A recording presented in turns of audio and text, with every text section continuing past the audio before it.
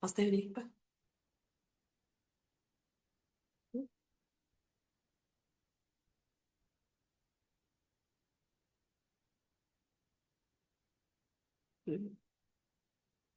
Қайырлы күн, құрметті әріптестер. Бүгін мына өзімді таныстырып өтейін.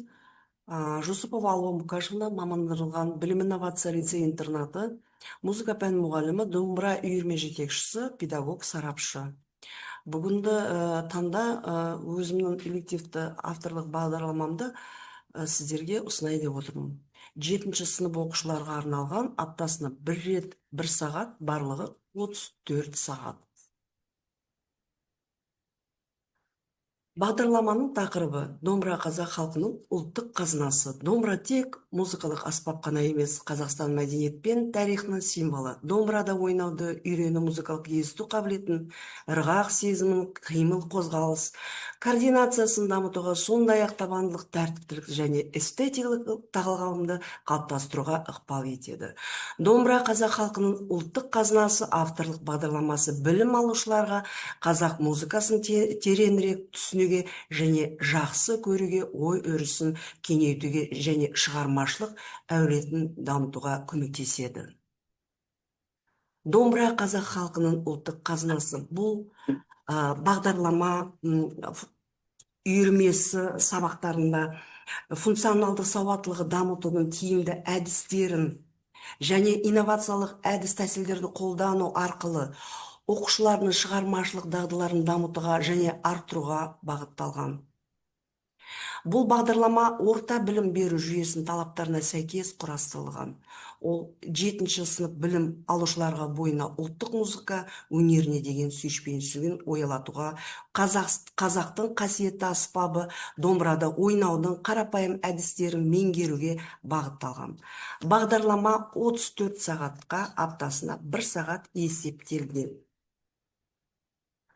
Домбыра қазақ халқының ұлттық қазынасы бағдарламасы білім алушыларға домбыра тартуды меңгеру, табиғи логикалық жүйемен баспалдақты түрде алғашқы қағыстар перне басу, әртүрлі дыбыс шығару әдіс тәсілдерін, жеңіл күй мен ән әуендерін үйренуден басталады. Бұл бағдарламаны жүзеге асыру арқылы білім алушылардың музыкалық дағдылары мен білімдерін тереңдетуге мүмкіндік береді. Білім алушыларға домбыра өнерінің негізгі аспектілерін, күй тарту техникасын, музыкалық шығармаларды және мәдени ерекшеліктерінен танысу арқылы музыкалық дағдыларын дамыту және білімдерін тереңдетеді. Басты мақсаты домбыра шеберлігін дұрыс меңгеруге, оқушының өнерге деген ықыласын өсіріп, эстетика талғамын арттыруға, музыканы дұрыс тыңдап, тереңдей білуіне тәрбиелеу. Сонымен бірге композиторларды және олардың шығармаларын насихаттау, домбыра тарту шеберлігін дұрыс меңгеруге, білім алушы өнерге деген ықыласын өсіріп, эстетикалық талғамын арттыруға, музыканы дұрыс тыңдап, терең түсінуге тәрбиелеу. Қазақ ұлттық аспабы домбырамен таныстыру және құрметтеуге баулу, білім алушылардың бойындағы импровизаторлық қабілетін оятып, әрі қарай дамыту. Домбыра қазақ халқының ұлттық қазынасы авторлық бағдарлама 7-ші сынып білім алушыларға арналған және білім алушылар қазақ халқының бай музыкалық мұрасымен таныстыруға бағытталған. Бұл жерде сіздер көріп отырғандай, біздің оқушылар, біздің білім инновация лицейдің оқушылары. Келесі, бағдарлама 4 бөлімнен тұрады. Домбырамен таныс, домбырада ойнау негіздері, күйлер мен халық әуендері, шығармашылық шеберхана. Бағдарламаның мақсаты оқыту. Оқушыларды домбыра тарихымен және оның қазақ мәдениеттегі рөлімен таныстыру, домбырада ойнау негіздерін үйрету, қолды дұрыс қою, дыбыс шығару негізі ойнау тәсілдері, қарапайым күйлер мен халық әуендерін үйрету, домбыраға қатысты нота сауаттылығымен таныстыру, дамыту, музыкалық есту қабілетін, ырғақ және әуен сезімін дамыту, ұсақ моторика және қимыл қозғалыс координациясын дамыту. Есте сақтау қабілетін, зейін мен қиялды дамыту, импровизация, оқушылардың шығармашылық қабілеттерін дамыту, кавер шығармаларды шығарып ойнау. Қазіргі таңда өте орынды тәрбиелеу, қазақ ұлттық мәдениеті мен өнеріне деген сүйіспеншілік пен құрметті тәрбиелеу, эстетикалық талғам мен музыкалық мәдениетті қалыптастыру, тамырлықты мақсатқа ұмтылушылықты және еңбекқорлықты тәрбиелеу, ұжымда жұмыс істеу дағдыларын қалыптастыру. Бағдарламаның міндеті домбыраның құрылысы және оған күтім жасау ережелерін үйрену, домбырада ойнау негіздері тәсілдерін төкпей шертпей меңгеру, қарапайым күйлерді құйма, құлақ, сандық нота және музыкалық нота әдістерді арқылы үйрету, мобильді тюнер қосымшалары, гитар тюнер ап қолдану, музыкалық шығармаларды жаттау арқылы есте сақтау қабілетін дамыту, домбыраға арналған ноталарды оқуды және жазуды үйрену, домбыраны сүйемелдеу мен қарапайым қазақ халқының әндерін мен күйлерді орындау, Spotify немесе Apple Music платформаларының заманауи домбырашыларының шығармаларын тыңдау, мектеп концерттері мен іс-шараларға қатысу, домбыраны негізгі құрылым мен күй тарту әдістерін меңгерту, оқушылардың тыңдау, орындау және шығармашылық дағдыларын дамыту, қазақ күйлері мен олардың мәдени аспектілерін таныстыру, оқушыларды шығармашылықпен ойлауға және өздігінен күй үйренуге ынталандыру. Ал бұл жерде енді суреттерде көріп отырғандай біздің оқушылар.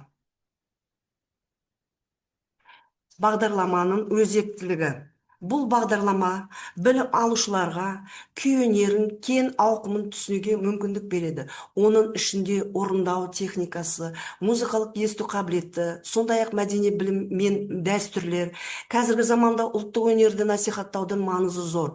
Бағдарламаның басты темір қазығы білім алушыларға домбыра үйрету арқылы олардың жалпы халық өнеріне деген ынтасын арттыру. Домбыра үйрету барысында халықтық музыка педагогикасына арқа сүйей отыра ұжымдық түрде құйма құлақ, сандық және ноталық жүйелермен домбыраны үйретудің әдістемесін ұсынылып отырмын. Бүгін бағдарлама музыка пәні мұғалімдеріне нұсқаулық ретінде ұсынылып отыр. Күтілетін нәтижелер. Элективті курсты аяқтаған кейін білім алушылар білуі тиіс. Домбыраның тарихы мен мәдени маңызы, домбыраның құрылысы және оған күтім жасау ережелерін, домбыра ойнаудың негізі тәсілдерін, домбыраға арналған нота сауаттылығын негізі түсініктерін, істей алу тиіс, дұрыс отыру және домбыраны ұстау, таза дыбыс шығару, негізгі ойнау тәсілдерін төкпе шертпе қолдану, домбыраға арналған қарапайым ноталарды оқуды, қазақ халық әуендерін және күйлердің үзінділерді орындалды. Сонымен элементарлық сүйемелдеуді жүзеге асыру, оқушылар домбырада күй орындау, тыңдау, талдау және шығармашылықпен жұмыс істеу дағдыларын дамытады.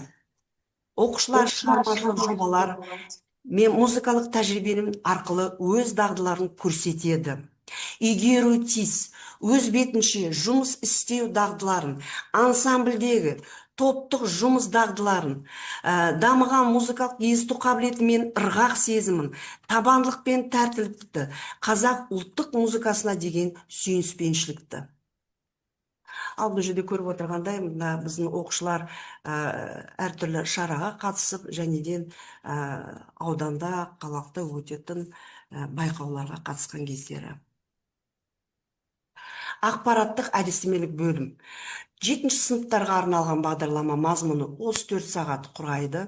Теориялық бөлім 10 сағат, практикалық бөлімі 24 сағат. Ұсынылған бағдарлама домбыра аспабын меңгерудің әртүрлі әдістері көрсетілген. Домбыра үйрету жолдары. Бағдарламаның әр бөлімі оқушыларға домбыра аспабын үйрену арқылы жалпы күйлерді орындауға көп көңіл бөледі. Теория мен практика үйлесімді беріліп, орындалатын шығармалардың таңдауы оқушының деңгейінде бейімделген. Тәжірибелік жаттығулар, күй үйрену қағыс әдістерін игеру, жоба әдісі, зерттеу жұмыстары, күй тарихын талдау, интерактивті сабақтар, видео және аудио материалдармен жұмыс, мультимедианы қолдану, ансамбльде орындау, топ болып музыка жасау арқылы шығармашылық дағдыларын қалыптастыру, білім алушылар жаңартылған бағдарламаның әртүрлі әдістер мен тәсілдерін қолдана отырып күй өнері мен шығармашылыққа деген қызығушылықтарын арттырады. Ал енді мына жерде көріп отырғандай, енді бір ауыз болса да айта кетейін, бұл жерде осы 7-ші сыныптан бастап бір оқушы, мысалы ол біздің Айтқазин Әлішер бітіріп кеткен оқушы, бұның арманы болатын, өскеннен кейін оқуға түссем бекен, сол жерде бір оркестрде ойнасам бекен. Кәдімгідей бұл арманына жетіп, оқуға түсіп, міне сол концертке барып куә болдық. Қандай керемет нәрсе. Ол бала қазір сол Назарбаев университетінің оркестрінің президенті болып шықты. Кәдімгідей өте өзіміз қуанып отырмыз. Келесі. Нағыз қазақ, қазақ емес, нағыз қазақ домбыра. Қазіргі кезде домбыра жеке әнде сүйемелдеуге, күй тартуға, халықтық фольклорлық музыкада классикалық шығармаларды орындауға қолданылатын мүмкіндігі кен музыкалық аспап болып табылады. Домбыра қазақ халқының ұлттық қазынасы атты авторлық бағдарлама мазмұны құрылымы жағынан жүйелі, жас ерекшелігіне сай, оқушының ойлау, тыңдау және орындаушылық қабілетін дамытуға бағытталған. Бағдарлама домбыра аспабы арқылы ұлттық рухты өнерге деген сүйіспеншілікті қалыптастыру, күй өнерін терең меңгерту, танымдық бағытта жұмыс жасау жолдары нақты көрсетілген. Теория мен тәжірибе үйлесімді беріліп, репертуар таңдауда оқушының деңгейіне бейімделген. Бағдарлама аясында оқушылар аспапты меңгерумен, қатар аспаптар тарихымен танысып, аспап ерекшеліктеріне байланысты деректерді ой елінген өткізіп, концерттер мен байқауларға қатысып, сахна мәдениетіне үйренеді. Білім алушылардың жас ерекшеліктерінен ескере отырып, осы бағдарламаны қолдану барысында ұлттық аспаптарға деген қызығушылықпен ынталану дағдыларды қалыптасады деген ойдамын. Ал құрметті әріптестер, назарларыңызға рахмет. Сұрақтарыңыз бар болса,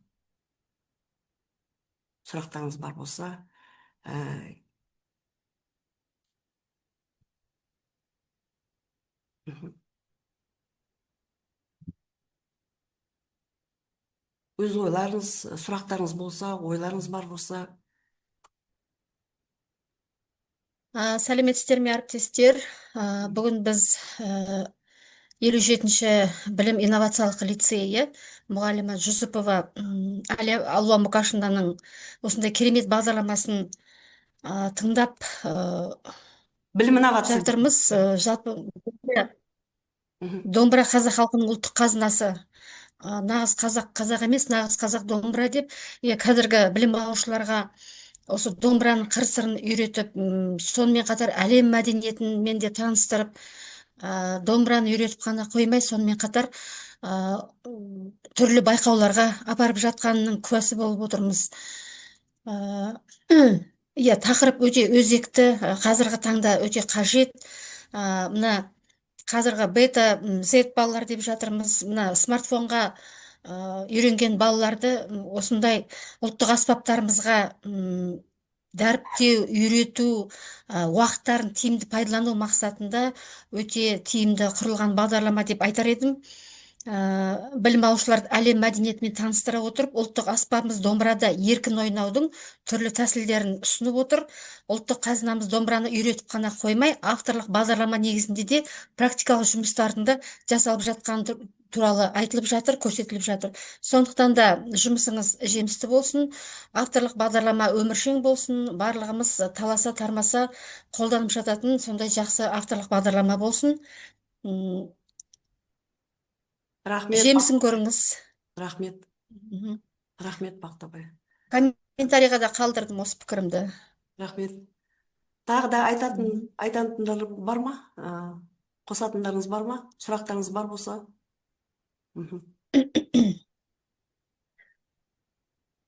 Алуа Мұқашевна, 34 сағатқа қандай күйлерді енгіздіңіздер? Сол қызық болып тұр бізге. Мгм. Өтіштер сағатқа енді бұл жерде балаларға жаңағы репертуар деп бағанан бері айтып отырмыз ғой, жастарына сай. Ең бастысы, балалар келген кезде кей кезде домбыраны ұстай алмайтындар бар, домбыраны білмейтіндер бар. Оны жаңағы бәріміз айтамыз ғой, постановкадан бастаймыз, одан кейін жаңағы күйлерді үйреткен кезде өзіміздің халық әуендері, әндермен, а, баяғы сол Еркемай, Келіншек, кішігірім күйлер, одан кейін ақырындап өсіп ата толғау, секіртпе күйлер, осыларды қосып отырамыз. Ал келесі сөз кезегін берейік. Рахмет.